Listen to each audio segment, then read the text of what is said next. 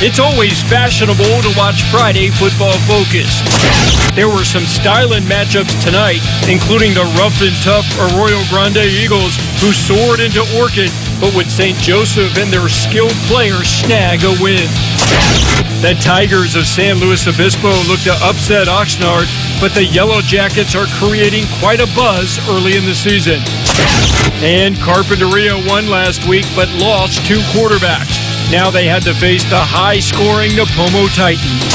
Even basketball guys know Friday Football Focus is a slam dunk. Hi, this is Ben Howland, and you're watching Friday Football Focus. Now, from the bleachers to the end zones, gridirons up and down the coast. Mike Clan, Joey Buttita, and the largest sports team on local television. Live, Friday Football Focus. Sweet 16, as in highlights of 16 games tonight. Welcome to Friday Football Focus. I'm Mike Clan, along with Mr. Vegas. And I'm back. 4 T's, Joey Buttita. How was it? It was great. I hit a couple of parlays. I can't bet on high Parlay. school football, but I was betting on college and the pros on Sunday. It was fun. It was a good time. Right. But it's nice to be back and another great Friday of high school football in our area. A lot of games. Arroyo Grande, St. Joe's. Let's kick it right off here. Both ranked in the top 10 in the early season Northern Division rankings. Our very own Dave Alley joins us live from St. Joe's with the highlights. Dave, how was it out there tonight? Yeah, hey, Joe, welcome back. Hi, Mike, as well. You know, guys, I feel like I've won the jackpot drawing this assignment tonight. A couple of high rollers in the Northern Division. Now, the odds going in said that this one was going to be pretty much a roll of the dice, trying to handicap who might come out on top. Now, the stakes weren't quite as high as, say, a playoff game. Since this was a non-league affair, you can certainly bet that both teams wanted to hit it big tonight. To J. Will Stadium, where you could say there was a full house on hand to watch this one. All Arroyo Grande in the first half, a 28-0 lead at the break. First play of the third quarter, St. Joseph bringing the D. Sawyer May to Gavin Hall. He is popped by Joe Guzman and C.J. Cole. Knights making a statement. Eagles go 3 and out. St. Joseph gets the ball back, and the Eagle defense just as strong. Jacob Adam with the catch. He's taken down quickly by Thomas Fuentes. Yards very tough to come by for St. Joseph. Next possession, AG. Knights defense remaining strong in the third quarter. AG quarterback May. He is wrapped up big time by number 55, JC Cocciolo of the Knights. Dustin Davis would like the effort he would see by his team early in the third, but the Eagles would get their offense going as it's Gio Ebuan finding a seam, breaking a tackle, taking it inside the 30-yard line down to about the 24-yard line. That would set up Cole Ramey. He's carrying on that tradition of strong AG, kicking a 35-yard field goal, put the Eagles on top 31-0. Finally, the Knights get their offense working. It's Jekyls going downfield to Zach Ginter.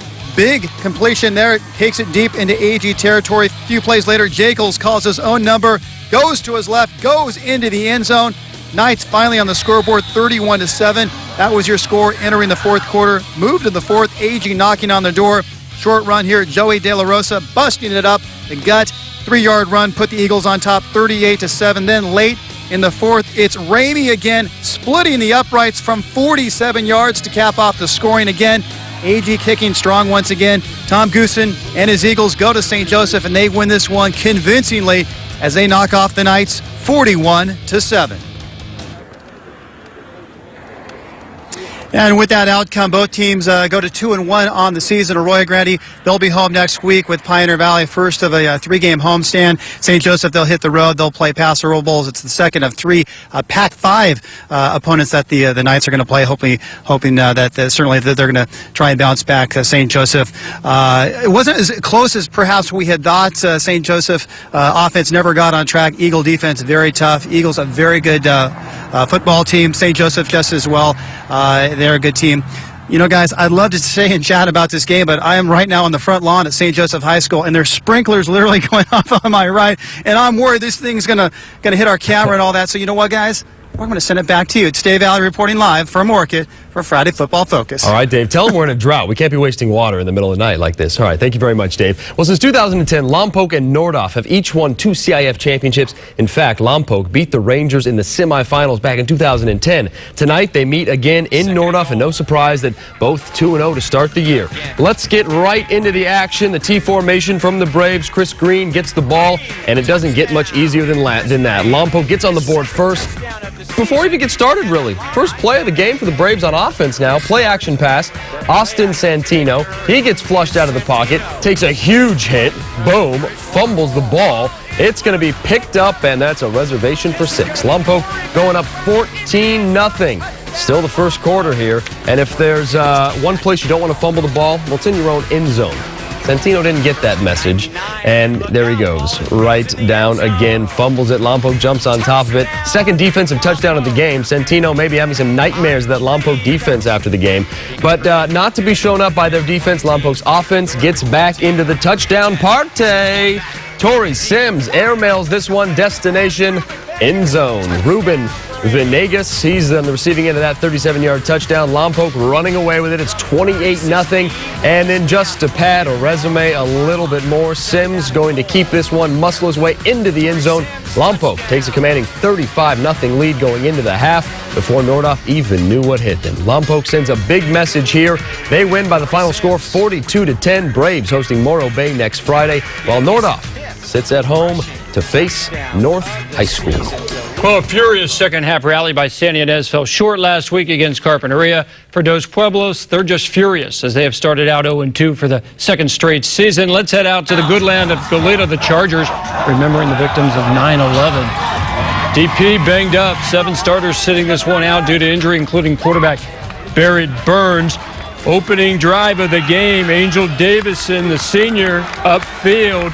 He's got himself 15 yards. He's not the only one in his family with moves. Yeah, mom, Lanita Davison, looking good out there. Backup quarterback, they're going to play it close to the vest. No, sir. Kellen Roberts, a sophomore, to the Italian Vicente Padatano. You like that? Yeah. Huge gain. TP knocking on the door, and they go through it with Kellen Roberts. 6'2 sophomore, 7-0. You should have had that one. Jeez. That DP mobile on the Vegas trip. That'd be nice. Oh. Chick magnet. That is huge. Bear Riddell, he's a grandson of Oaks Christian High School. Legendary head coach Bill Riddell, the keeper, the first down drive and stall. Final play of the first quarter, Roberts to John Wetzel. It's a first down, and they were shaking it like Polaroid picture. Oh, you want to capture this one. First play of the second quarter, Roberts, a dart to the senior, Cesar Flores. Hail Cesar. All hail Cesar. Caesar's Palace was good to me this weekend, Mike. It was. 55 yards, catch and carry. 14-0 DP. So San Ynez got to make a play, and they finally do. Michael McCoy, one of Roberts' only mistakes of the night. Interception. He goes inside the 30, does McCoy. The DP gets defensive. Emmanuel Nwusu, the sack.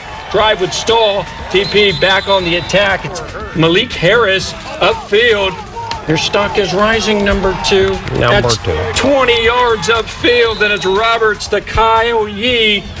Roberts, 320 yards passing, 5 touchdowns, and then Angel giving the Pirates a devilish time. Oh, you can't teach that kind of writing, huh? Angel Davison, touchdown.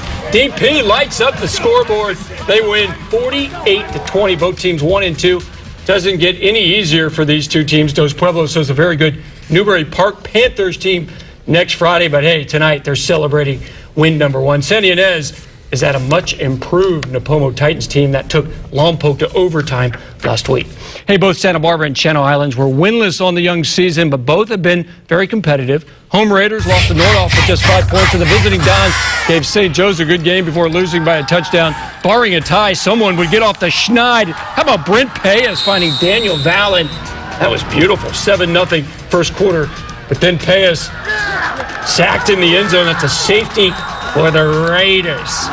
7-2. Later in the first half, it's 10-2, and Adam Carrillo to Frank Romero, and it's 10-8 right now. In the autumn wind, yes, the Raiders march on. They do march on. Second half, pass to Blake Kelly, and they block the field goal. But it's not autumn, Joey. It's summer. I know, that's so true. CI down in this game right now. My meteorological degree is on hold. Little short pass by CI. This is late in the game. They're down 2. Carrillo to Nick Garcia Basua. And the Raiders in business. They're going to hand it off to Michael Barker. Michael Barker deep in Don's territory. So they're going to go for the game-winning field goal. Just seconds left in this game. And they never get it off. Oh, my. The Santa Barbara Dons hang on. They squeak by And they win 10-8. JT Stone, the interim head coach, his first victory for the Dons. Santa Barbara stays down that area. Next week, they're going to play at Rio Mesa. For CI, well, the Raiders are at Joey Butita's alma mater. Arroyo. The Highlanders, baby. Fight strong. An overtime loss to Rio Mesa last week kept San Marcos winless on the year. For Pacifica, they're having looked strong last year as they jumped out to a 2-0 start as well, playing last week, actually. The Tritons put up a double nickel last week, 55 points in their shutout win over Reseda. Tonight, it was a family affair for a pair of cousins, the Vines boys, DeAndre for Pacifica and Deshaun for San Marcos. DeAndre is going to have some bragging rights at Thanksgiving, that's for sure. Second play of the game, Pacifica hands it off to Jacob Nuri. He is gone. Turning on the boosters, scoring before the popcorn in the stands was even ready. I went to try to get some, and they didn't have any because the game was just starting. 70-yard run there. Pacifica up 7-0 early. By the way, Pacifica's fans off the chain tonight. Great support by them. San Marcos not helping their own cause. They moved the ball well in their first possession, but Sage Reed, he gets picked off by Angel Ynez, and Pacifica's offense is right back in business. The world's largest high school quarterback, Aiden Salas. Flea flicker, baby. Give me the flea flicker. Even pump faked on that one on his way to a completion. DeAndre Vines, yeah, he's on the other end of that one.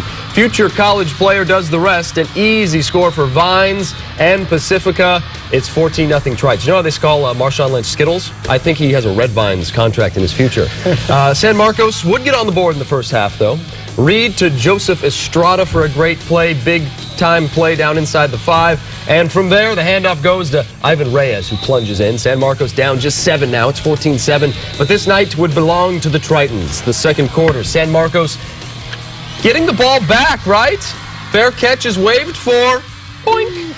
Not going to get on that one. Green jerseys jump on it and would score right away. And you know they got spirit. They got spirit. Yes, they do. Is that like a bring it on line or something? They would score right away. Reverse! Jason Mesa, he's going to go untouched into the end zone. All Pacifica in this one. It is so Broughton. They win it. Yeah, it's been Broughton, Mike. 56-7. Pacifica is at Calabasas next Friday. San Marcos back in Oxnard to face the Wainini Vikings. And when we come back, highlights from Paso Robles' game against Cabrillo. You cannot keep up with my movie lines. No, we can't. We're also going to check in with the Atascadero Greyhounds. Plus, Joey was at this game. San Luis Obispo looking to avoid the sting. A lot of body paint. The Oxnard Yellow Jackets. FFF returns in a flash.